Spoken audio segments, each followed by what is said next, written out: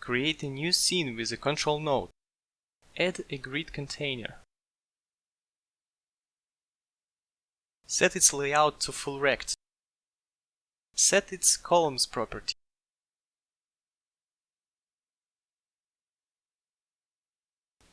Add a vertical box container and call it music setting.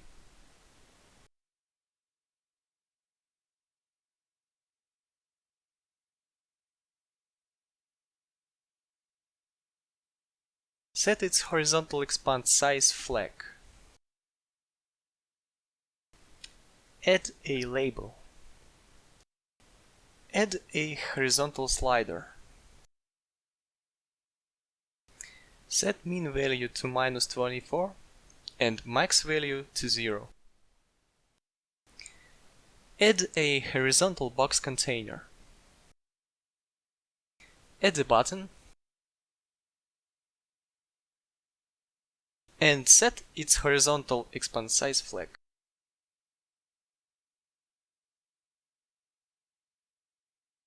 Create a new script and append it to music setting node.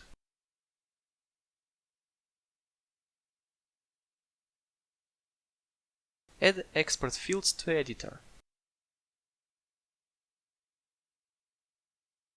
Add variables to store node passes. Add a ready function. It sets the setting label and searches for the audio stream player node. Now connect value changed signal from horizontal slider node to music setting node. First of all, we should get bus index using getBusIndex function, passing bus name into it. Then we check that the parameter value is greater than minimum value of horizontal slider. If it's greater, we just set the bus volume. If it's not, we mute the bus. Now we can duplicate our play button and call it stop. Now connect pressed signal from our play button to our music setting node.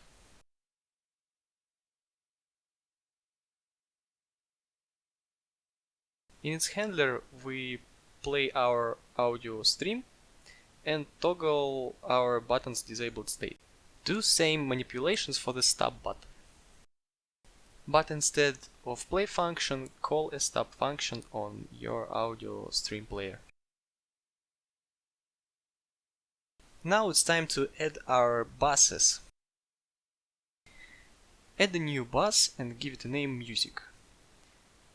Then add another bus and give it a name as fix. Add two audio stream player nodes to our root node. Call them music player and another one will be called as fix player. Import sample sounds to your project and assign them to the corresponding audio stream player.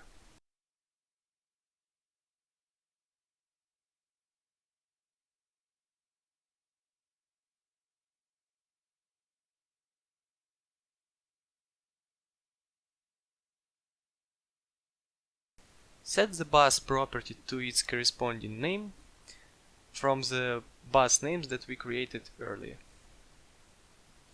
Repeat it for all audio stream players. Now duplicate the music setting node and call it SFX setting.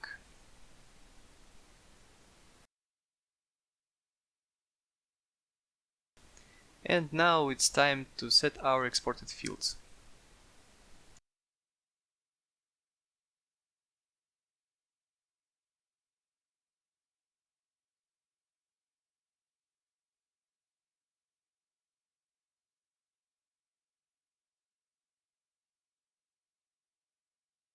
Save our scene, hit play and set it as a main scene. And let's check out what we have done.